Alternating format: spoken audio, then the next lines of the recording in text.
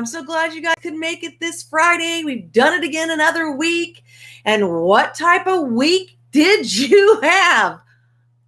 Awesome! That is right. You had an awesome week. And today is going to be even more awesome than you can ever believe because it's Friday and it's ladies' lessons. And I appreciate every single one of you that take the time out of your busy schedule to come and just to sit and listen to see what the Lord has given me for the week. And that means a lot to me. So I do appreciate it. We pray for you often. And again, appreciate that you guys take the time to come here. So thank you so much. And now today's lesson, it's going to be the title, one-word title is dealing. And what it has to do with is, last week we talked about not being a disappointment to God. And so it made me think that maybe this week I could show you guys about dealing with disappointment and how things and tools that I use to deal with disappointment. Because everyone has disappointments. We all go through them. You're not alone. So I just want you guys to know that, again, you're not alone. We all go through it. We all know what it's like. But these are the tools that I use in my life to get me out of that, that funk that you kind of get into when you have a disappointment. And it works for me. I hope something that I give you today will work for you, and you might already use them. You might have already heard of all the ways, and maybe some are new. So I hope that very much. So I looked up, of course, I always look up words. And so in the dictionary, and the dictionary word or definition, for disappointments is sadness or displeasure caused by the non-fulfillment of one's hopes or expectations. Growing up, my mom would tell me, stop expecting so much. You'll go through a lot of disappointments. But when you're expecting things as a child, especially like a good example is Christmas. The happiness, the excitement, the woohoo that you go through, that's all expectations of that Christmas is going to be awesome. And I'm sure you guys have all gone through Christmases where you hoped you would get something, but you didn't. And so you were a little disappointment, maybe a lot disappointment, but disappointments teach us things. So keep that in your noggin while we go through the lesson. What just came to my head was one Christmas when I was younger, I remember telling my mom, I was in 5th grade, and Mrs. Mason was the teacher's name. All the teachers out there, we do remember you. Well, Mrs. Mason was my favorite teacher. She just took the time to spend with me and to encourage me. And it was I just love that woman. So she had gotten with her own money, or bought with her own money, and a one of those, the organs by numbers kind of a thing. It was a big deal. I can't even remember it. It was beige. There you go. And I'd play with it on recess, on our quiet time. And so I had learned how to play Silent Night on it. That's where my love of Silent Night started. Thank you, Mrs. Mason. And so I remember telling my mom about it and how much I liked it and all that. And my mom wanted her kids to learn music. None of us have that gift. Sorry, Mom. So one Christmas, I remember opening up I got the biggest box than all the kids. It was really awesome. What that's like when you got the biggest gift. You always think the best gift is in there. And I opened it, and it was one of those organs. And back then it was not cheap. Oh my goodness, my dad got up and he put it together right away. And I sat down on it off to the corner while other people were opening up their presents. And I played Silent Night. And to see the joy on my mom's face, that was just so great. She had not realized that I had spent that much time on it to learn it. So my expectations were over met on that Christmas. And so sometimes our expectations are met. Sometimes it's even better than our expectations. But if we have expectations and they aren't met, we get disappointed. So how can we deal with them? We have, first off, we all have big and small disappointments. Now, when I mean by small disappointments to me, it might not be a small disappointment to you. So please don't email me or send me your comment about that's a big disappointment. But to me, these are the small and the big ones. So one is the small ones you can just like push away. That's what I mean by small ones. But one of them is like if you're looking for something and there's a sale and you're all excited about the sale and you go out there and it's just junk out there. Okay, that's a small disappointment that you can pretty much just push away and not worry about it. And what I do in those instances is I just say, okay, well, you know what? Today's the day that Lord does not want me to buy anything. That's just it. Nothing there was something I needed. That's a small disappointment. And God always brings me something better later on. So I really don't worry about missed sales anymore. Another one is a date turned into a non-date with your, husband or your boyfriend or even your dad or your mom. There's been many times where we visited when my mom and dad were still with us, and we tell them we want to take them out to dinner. And I love taking out my parents to dinner. It's just a joy that you can share with them, and it's to in your head, I don't know, kind of like payback for everything they've done for you. And so I would say, come on, let's go out. My dad or mom would always say, no, I don't want to. And my father finally got really wise, and he said, I am not paying for you to go have dinner. And so we'd have a little back and forth, and I'd say, Daddy, I'm paying for it. And he would get all excited, and he'd say that I'm going to have steak. And I told him, you could have steak. And he really got excited. But, and there were times where they just said, no, we're too tired. So my expectation was to take them out to dinner, but it wasn't met. And that's okay. It's a small one. We'll do it another time. That's what I mean by small things. A big disappointment are ones that we just cannot seem to bypass. And what I mean by that, by big ones, is like a couple weeks ago, we talked about the prodigal son. Actually, that was last week. Yeah, the prodigal son. So that if you have a family member that is out of God's will or is living a life of sin, that is a big disappointment, whether it be any type of family member, a sibling, a parent, a child. That's a big disappointment. And that one is hard. Okay. Another one is a lot of people think a loss of a job. They believe that is a huge disappointment because they, it's an income. And if it's the only income, they can lose their home. They could lose their cars. They could be living out on the street. So it can become a huge disappointment. Another one is loss of friends. Ones that decide they don't want to be around you anymore. You're not worth the time or the effort to get with. So that could be a very disappointment, especially if you have close friends for a long time and they just kind of, you never hear from them. That can be a big disappointment. And of course, the ultimate is someone's death. And that can be a extreme disappointment and loss of expectations because you thought that they were going to be here for a while. So I want to go to our first scripture is Proverbs 13:12. That's Proverbs 13:12. I got them written down this time, guys. So hope deferred maketh the heart sick, but when the desire cometh, it is the tree of life. Now that first part, the hope deferred maketh the heart sick. When we don't get our expectations, it saddens us, doesn't it? That's what the Bible's telling us. But when your desire cometh, it's a tree of life. You're excited. It's pretty much what it's saying, okay? So I want to share with you right now tools that I have used to help me get through disappointments. One is how you get through disappointments. You redirect yourself.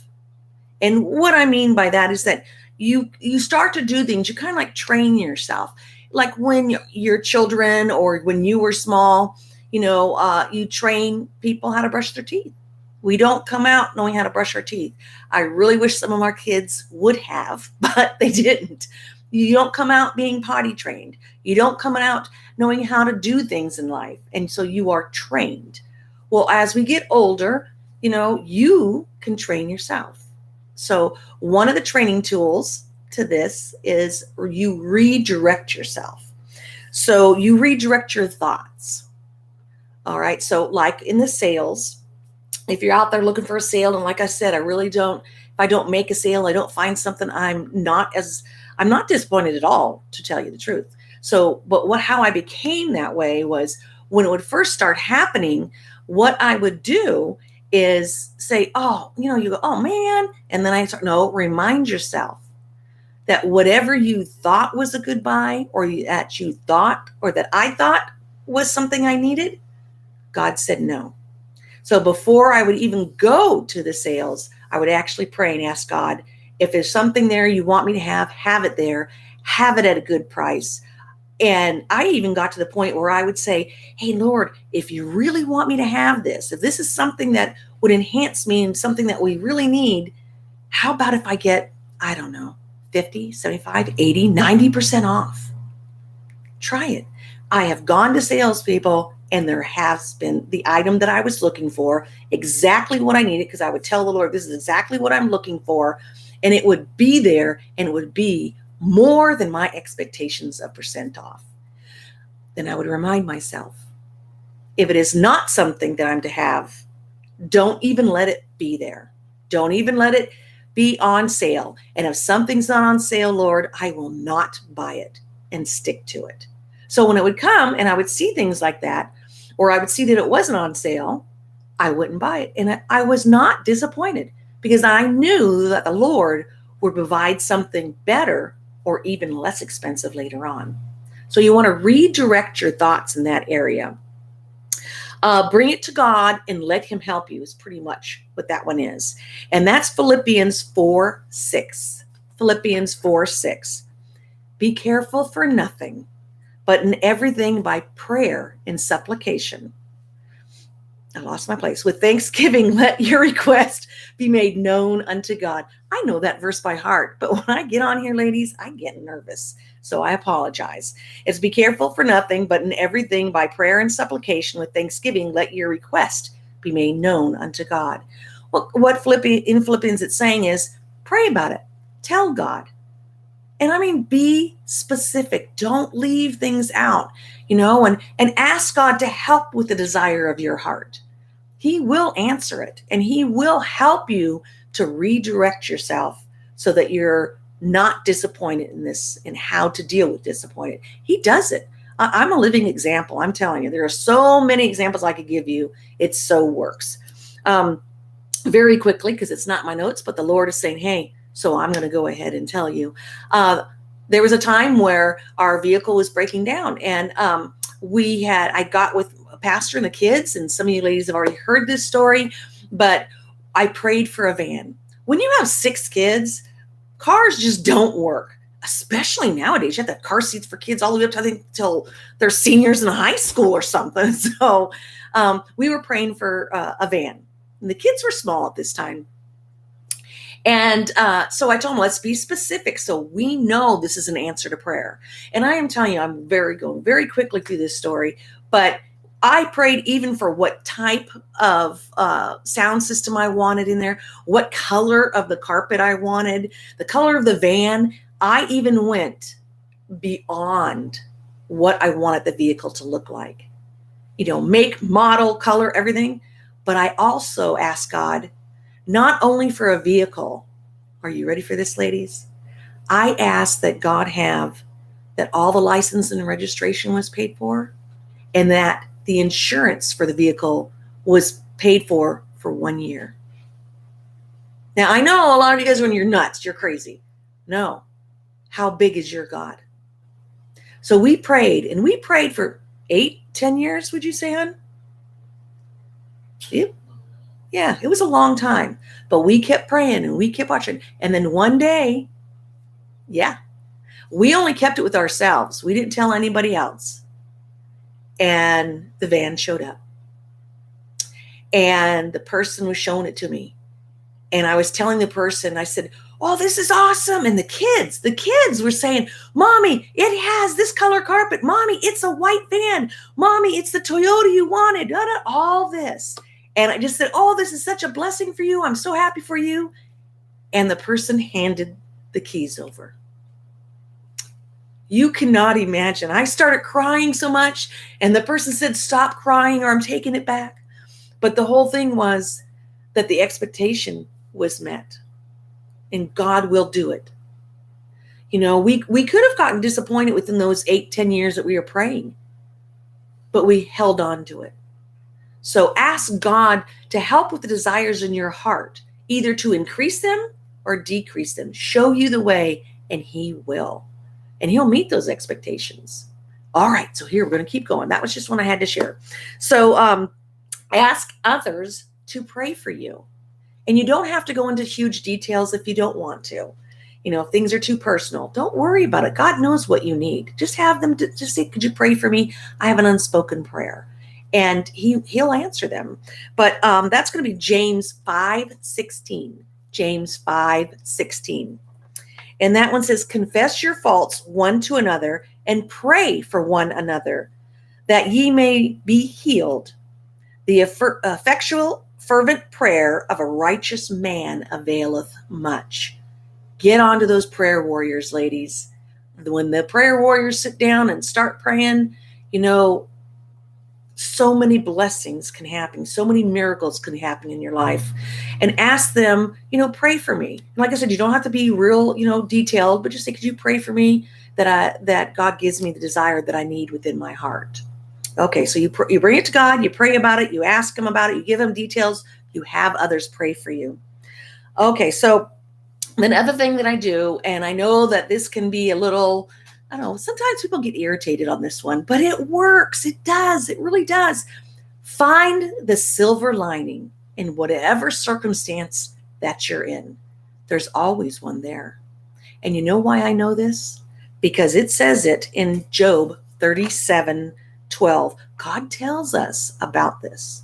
So Job 37:12 says, and now men see not the bright light, which is in the clouds, but the wind passes and come and cleanses them. That bright light is the silver lining. The clouds are like the doubt and the dread of life, and the silver lining is that bright light. So there's always a silver lining that you can find in any circumstance that you're in. Just got to ask God, please show me that silver lining, and He will. These are ways that we would redirect our thoughts. All right, so some of the silver linings or I should say disappointments that I'm going to tell you about have come and how they were redirected. So a major one is, you know, I told you the sales. Sometimes they're not there and okay, well, they're gone. That's an easy one. Big ones are harder. We had 6 miscarriages and a miscarriage is very difficult. I've got to tell you, it's a very hard one to go through. You have anticipation, you have a life growing within you, and it's a loss. And yet those miscarriages can be a blessing. I know that sounds odd, but it can. And the blessings that come, the silver lining within that is I knew that when I went through these, it was a way that I could in the future help others to go through theirs. And helping someone to overcome a hardship like that is a blessing. It's a silver lining. So it's a tool that we can use with heartaches in our lives and trials to help others get through it, to help them not feel so alone, to help them to come out of that dark cloud and see a silver lining. There were 2 of our miscarriages that I've had that if I had not miscarried, we would not have the children we have today. And that is a very bright silver lining right there. Our home, the home that we have now, I love it. It's perfect for us. And yet when we were looking for homes, I was praying for a 2-story. A 2-story. That would be so awesome. We had 1 2-story when we were in the military, and I loved it because, again, we had a lot of kids and people would come over. And so what's the quickest way to clean up, you throw everything upstairs, right? Yeah. And then your house looks spotless. Whoa, everybody thinks you're so great. But the Lord knew better. We have a one story, and I praise God for it. Because of my knee issues, I would not be able to go up and down those stairs, at least not every day. And my knees would be a lot worse than they are now. Another silver lining. So God provides things for us, and he knows, because he knows the future. Be thankful for the things that we have, because there's always a reason why we shouldn't have something that we thought we wanted or asked for. Okay, so then you find someone to help out, not help you out, but for you to help them out. It's a redirecting of your thoughts and your anticipations.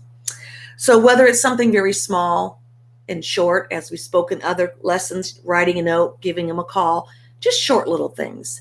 Maybe if you bake some cookies, you could bring it over to them. I know a lady I'm thinking of right now, and she loves to knit, and she makes all these Afghans and Afghans and crochetings, and they're beautiful arts of work. Let me tell you, they are beautiful. And she does this to where I think at one time she made, 15 or 20? She had them all at once, and she donated them to the nursing home. That's a redirecting. That's a gift you can give someone. It's not only a gift to yourself, but it's also because you're redirecting into what you're doing, but it's also a gift to those people that really, may not have anybody that they believe cares about them. And then here shows up somebody with a beautiful art of work, a work of art, and gives it to them. That's a great way to do something. A longer one is to make a commitment to somebody else. Visit shut-ins. I know I say that a lot, but it's important, because especially during this time, and some of you can't do that because, it's the whole shutdown thingy, but you could go and sit on the porch or in the front yard and wear your mask and chit chat with them, give them a call. These are things that just do it consistently, and because they depend on you for that visitation. So, and also you can find another hope. Find something out to grasp upon. Like the miscarriages of mine, when I would lose them, I would pray about it and ask God to help me through that heartache. But then I would hope that if we were blessed with another child, that it would survive and be healthy and glorify God. So you find another hope to look for. When sales don't come up or friends are lost, know that God's going to find you something better. Either what you're looking for, or cheaper, or even a better friend that's for you. Something to think about. So there are some things like your job getting a raise. How many of you have had jobs where you didn't get the raise and it disappointed you? And it's a disappointment. It can be a great disappointment, but know that God has something better. I have been laid off from this helping this one client multiple times. Let me tell you, multiple. Now it's more like, when are they going to tell me? Because every job that I have been laid off of, the next one was even better. I am not kidding you. I cannot, it just surprises me. I'll go and get laid off, and the person telling me they were actually crying because they felt so bad. And I kept telling them, don't feel bad. Every job I have, the next one is better. Either more money, better hours, better, I don't know, anything. This one that I have now, I keep telling people, when I get laid off, I can't wait to see what's next, because the only thing better than what it is now is getting paid to do nothing. So you can get these things, think of these things that God has in store for you, and wait and see what he brings. He will just bless your life so much you will be astounded at it. Always praising and glorifying God. Another one is that things that we're powerless to do anything about, cry unto God. Tell him he's waiting to hear from you. He can change and redirect you and help you. But this is all to redirect your thoughts on that disappointment that you had. So get a new project. That's a good thing. Something you find enjoyable. I mentioned the gracious lady that knits and crochets, and I forget what the other one's called. crochet and knit, and there's something else. But I was going to look at Pastor, but I doubt he knows. And make those things. You can paint things. You can, what? Buy it. Oh, I'm not sure if you heard him. He said, buy it. That's not, anyhow. Painting, crafting, you can organize things. That's my favorite. You can write, you can do poems, you can write cards, you can make your own. I have a daughter-in-law that actually makes her own cards and sends them to people. What a blessing that is, to know that that person not only thought of you, but took that much time to do it. Be your own Meals on Wheels to shut-ins. That's a good one. That's always enjoyable, especially if they like your food. If you're not a good cook, don't do that. There's nothing worse than getting gross food, just to let you know. Gardening is another one. I know a lot of people do gardening. When my parents passed away, I had projects around the house that I did. I repainted my china hutch. I redecorated our bedroom, and nothing expensive. Remember, everything's on sale, and always paint. Paint is so awesome because it just, bam, changes everything. Endure disappointment. And I know that's hard, but you want to endure disappointment. And that always, when I think of that, it reminds me of a song, and it's Standing on the Solid Rock. Do you remember that one, hon? Mm-hmm. Okay. So it's, through my disappointment, strife and discontentment, I cast my every care upon the Lord. No matter what obsession, pain or deep depression, I'm standing on the solid rock. I'm standing on this rock of ages. Okay, so we could go on forever. I was mentioning it to him earlier, and he starts singing. I had to tell him to stop.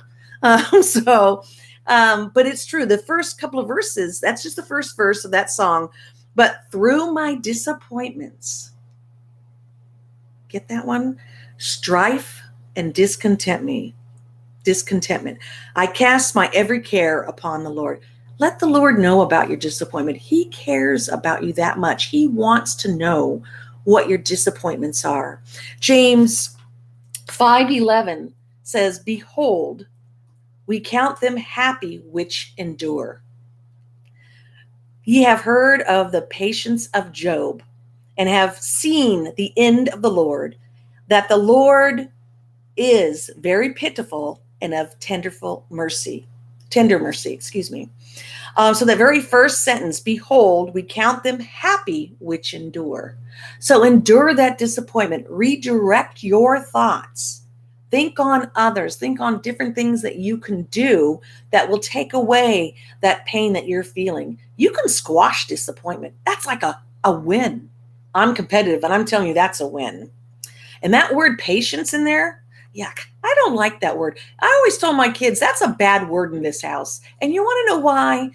It's not that the patience itself is bad, but anytime I would pray for patience, I would get trials. So it's a bad word to me. I just don't want to hear it. But trials, it's a good thing, though. It is really a good thing that we go through disappointments, because it does bring us patience, and it teaches us that and how to overcome it. So it's not a bad thing. It's just I don't like that word. So God allows disappointments in our lives to help us. All right. So it can be a good thing. And remember, anything that the devil tries to get you to think is bad, God can whoosh it off to the other side and make it a good thing. So it can build our faith. It can build our trust in the Lord. It can build our joy if it's used correctly. So we may not like it. It's kind of like when we have growing pains as a kid. You ever have those? Man, my legs would get the most of them. And it could have been because I ran everywhere as a child, but they hurt. They hurt bad. I can remember one of our children, and he's like 6'3" now, but would always have growing pains in his knees, just aching, and it hurts. That's just like our growing pains as Christian when we go through disappointments. It's not that it's not going to hurt to have a disappointment, but you can redirect, just like you do when you have a growing pain. You might take an aspirin, you might soak in the tub, you might watch TV to redirect your thoughts and your actions so that disappointment leaves and it's not as bad as you think it is. Okay, so I want to go to Romans 8:28. Romans 8:28. And it says, and we know that all things work together for good to them that love God, to them who are called according to his purpose. If we're in God's will, everything's going to work out. It really is. Don't let worry and disappointment get into your system where that's what you're thinking. Because remember, the devil can't take your soul if you have accepted Jesus Christ as your personal Savior and asked him to take you to heaven when you die. He's done with. He's lost that, and he knows it. But he can stop you dead in your tracks with disappointment and worry. So don't let him. Get that competitive spirit up. Don't let him win. You can do this. I know you can. There's also another one, Revelations 21:4. Revelations 21:4. And it says, and God shall wipe away all tears from our eyes. And there shall be no more death, neither sorrow nor crying, neither shall there be any more pain, for the former things are passed away. Woohoo! Hallelujah. Boy, doesn't that just get you going? You got to read that every time. Print it out. Put it on the bathroom, a mirror. Stick it in your kitchen. Read that every day to yourself. Just think of it. No more crying. All your disappointments, all your worries, all your sadness, God's going to wipe it away. He's not just going to get rid of it. He states here, wipe away all your tears, all up from their eyes. He's going to actually touch you and wipe it away. The almighty creator of everything on this earth cares and loves for you that much. He's just going to wipe it away. How little is our disappointment here on earth when God cares that much about us? So there are going to be no more disappointments whatsoever. So you're standing on that solid rock. Through my disappointments, strife and discontentment, I cast my every care upon the Lord. No matter what obsession, pain or deep depression, I'm standing on the solid rock. Redirect yourself, count on God, and know the tools are there for you to use. Read your word, get those scriptures. He wants to help us. God has something better for you in store, even through the disappointments. God bless you, ladies. See you next Friday. And remember, have an awesome weekend. See you later. Thank you. Love you guys. Bye.